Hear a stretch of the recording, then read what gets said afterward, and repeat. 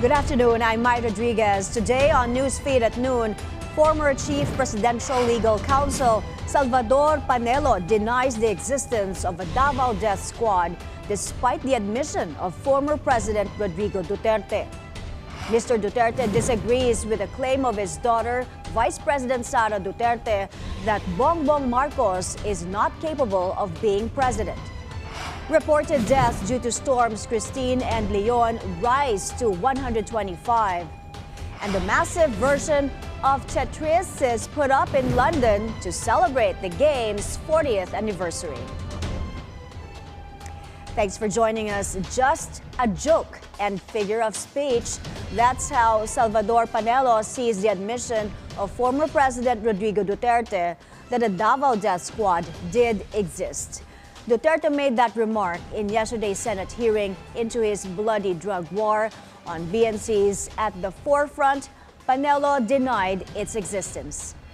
These people are involved in enforcing the law. And if they arrest and the suspected criminals resist arrest, then they can do reasonable force. And necessarily, if they kill, euphemistically, they are the death squad. That's a figure of speech. The trouble with people is that they're not listening closely to what he said. He's saying that I have my own death squad. He was referring to the criminals. They were killing each other.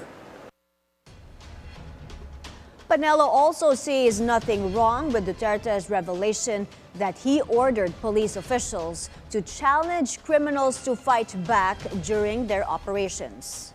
He said many, many times over when he was a candidate, he was presidential candidate, and when he assumed the presidency, he said he was declaring war. And he wanted the police to be relentless in the pursuit against these criminal syndicates and illegal drug gangsters. And he said that under the law, there is a justifying circumstance of self-defense. If you do not want to go to jail, you better follow what the law says. Panelo says Duterte could appear in the next Senate hearing, but he is unsure if the former chief executive will finally attend the House Quad Committee's own probe.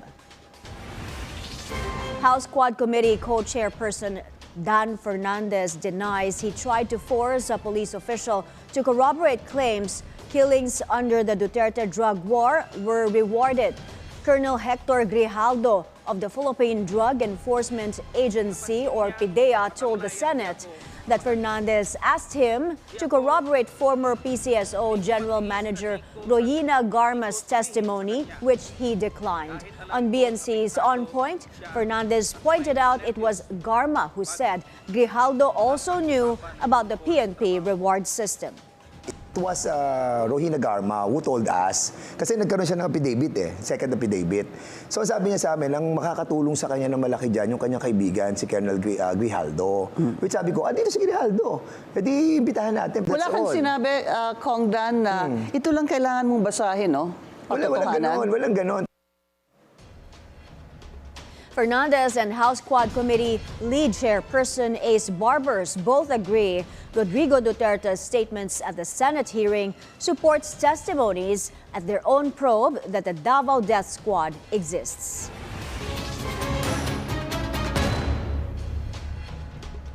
Senate President Cheese Escudero attends a forum where he weighed in on Rodrigo Duterte's Senate appearance yesterday. Agatha Gregorio is on the scene and she joins us now for the details. Agatha, so a lot of people tuned in yesterday. It's still the talk of the town. What did Escudero say about Duterte's statements? Despite claims from his allies that former President Rodrigo Duterte was merely joking, Senate President Cheese Escudero says that his controversial statements could still be taken at face value and may even be used by anyone to file a case.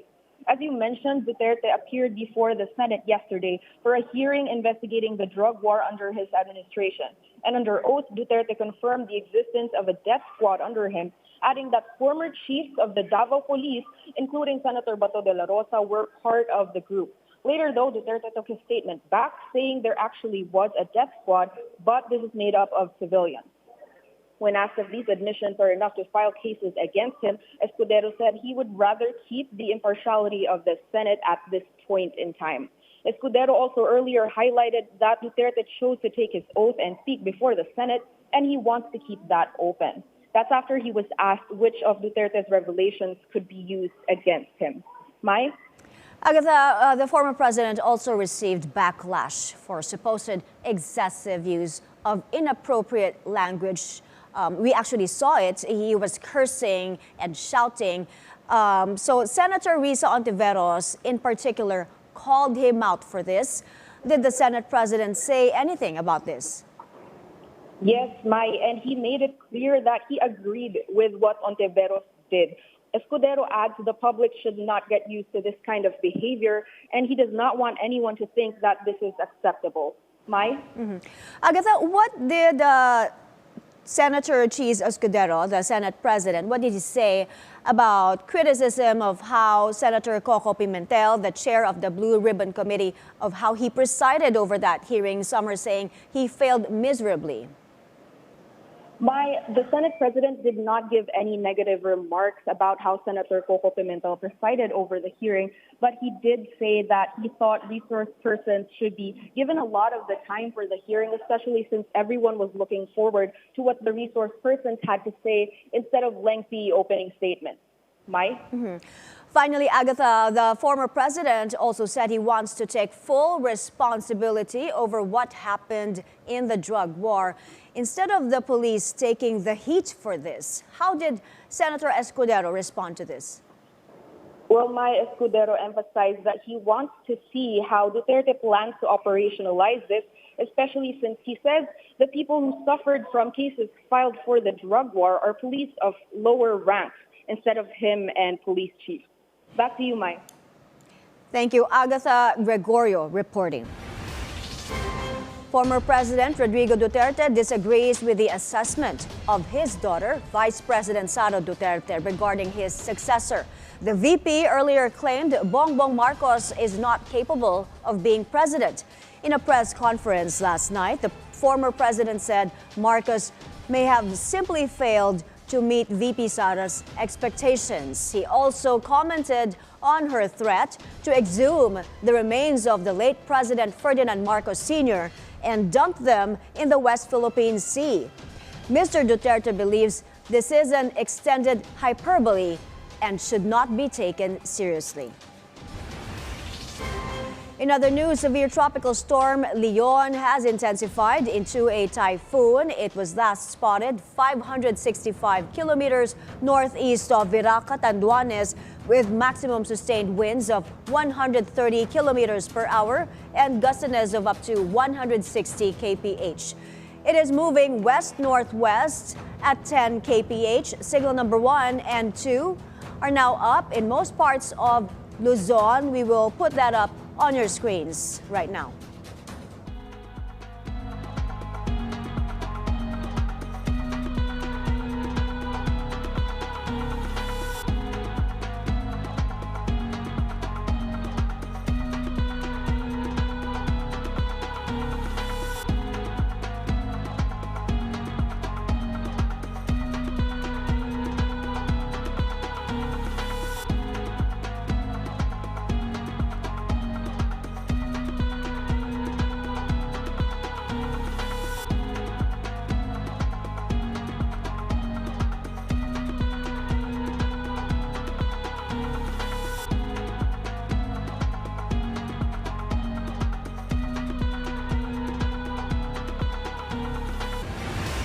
There are now 125 reported fatalities from the combined effects of tropical cyclones Christine and Leon. 14 of these have been validated. National disaster officials say the storms have affected almost 1.8 million families in affected regions. There are 17 affected regions. Damage to agriculture has gone up to over 2.8 billion pesos. while the estimated damage to infrastructure is more than 1.5 billion pesos. We're taking a quick break. Up ahead, U.S. President Joe Biden joins the early voting for next week's presidential elections. That and more when Newsfeed at Noon returns.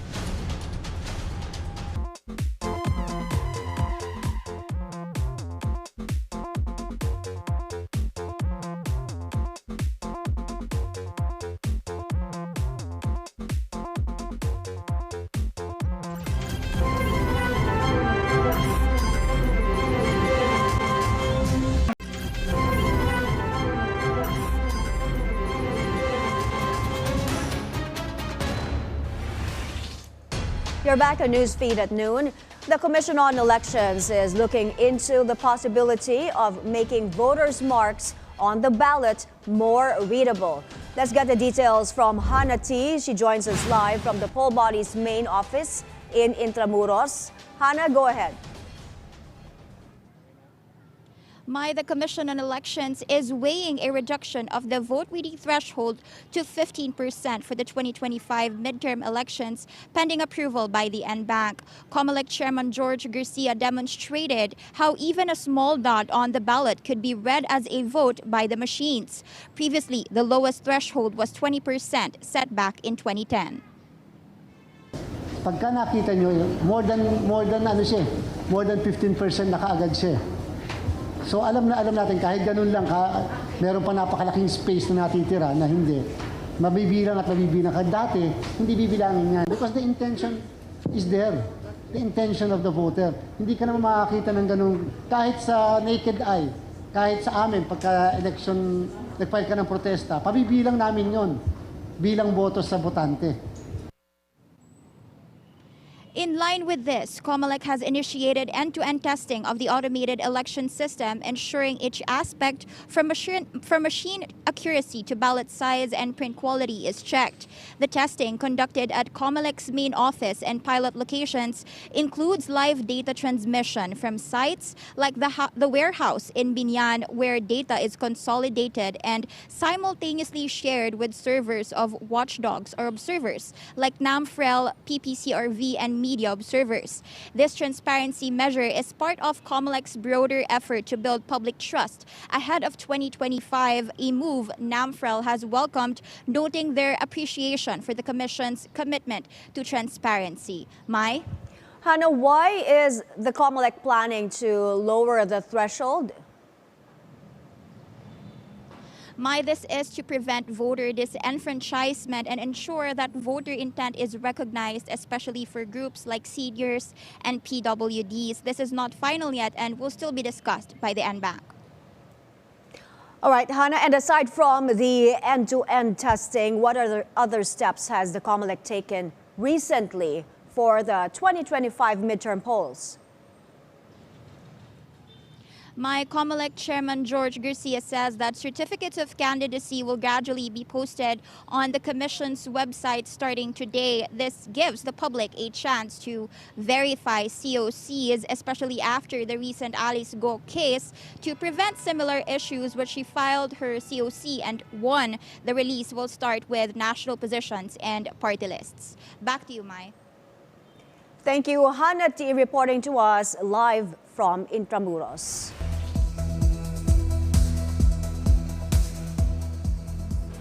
U.S. President Joe Biden joins the early voting for next week's presidential elections, casting his ballot for Vice President Kamala Harris. Biden voted in his home state of Delaware, where he was asked about the controversial Trump campaign in Madison Square Garden, where the Republican nominee unleashed yet another attack against Harris. It's embarrassing.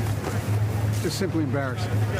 It's beneath any president, but that's what we're getting used to. That's why this election is so important. You know, most of the presidential scholars I've spoken to talk about the single most consequential thing about a president is character. Character. And he puts that in question every time he opens his mouth. Vice President Harris, meanwhile, accuses Donald Trump of stoking divisions in the final week of a tight White House race. Harris also says Trump's rally in New York was nothing for those who have followed the former president. Trump has tried to distance himself from the comments of comedian Tony Hinchcliffe, who called Puerto Rico a floating island of garbage, a remark widely condemned by politicians and celebrities in the U.S. territory. Donald Trump spends full time trying to have Americans point their finger at each other. Fans the fuel of hate and division, and that's why people are exhausted with him. That's why people who formerly have supported Donald Trump, have voted for him, are supporting me, voting for me. People are literally ready to turn the page. They're tired of it. Still in the U.S. elections, Donald Trump talks religion as he faces the National Faith Advisory Board in Georgia. Trump repeated his claim God saved him from assassination because God wanted America saved. He also says religion is under serious threat in America. Look, we're going through a lot of problems in our country. If you take a look at the anger, the problems that we have, and a lot of it is that it's less based on religion now than it was 25 years ago and 50 years ago. And I mean, we were people would say, a Christian and really religious, even other faiths country. And that seems to be heading in the wrong direction. And I think as that goes down, I think that our country goes down. I really do. I think this is a country that needs religion. It's like the glue that holds it together. And we don't have that. Turning now to the Middle East crisis, Israel intercepts over 100 Hezbollah rockets fired from Lebanon. The Israeli army says around 115 missiles crossed from Lebanon on Monday, followed by at least 5 more barrages. Israel is battling several armed groups backed by Iran, Hezbollah in Lebanon, Hamas in Gaza, and the Houthis in Yemen. The crisis began when Hamas attacked Israel over a year ago. German automaker Volkswagen announces a major restructure to cut costs and remain competitive as demand weakens. The company reveals plans to shut at least 3 factories in Germany, lay off tens of thousands of staff, and permanently shrink its remaining plants. This as Volkswagen has been hit by a slump in sales in its largest market, China, driven by intense competition from domestic rivals. The deeper than expected overhaul marks a major escalation of a conflict between Volkswagen's workers and the group's management. The two sides have been locked in difficult talks over a new collective bargaining deal, with Volkswagen rejecting demands for pay hikes. We're taking another breather. Still to come, a look at the popular Halloween costumes this year. And a giant Tetris game is put up in London and can be played for free. Stay tuned to Newsfeed at noon.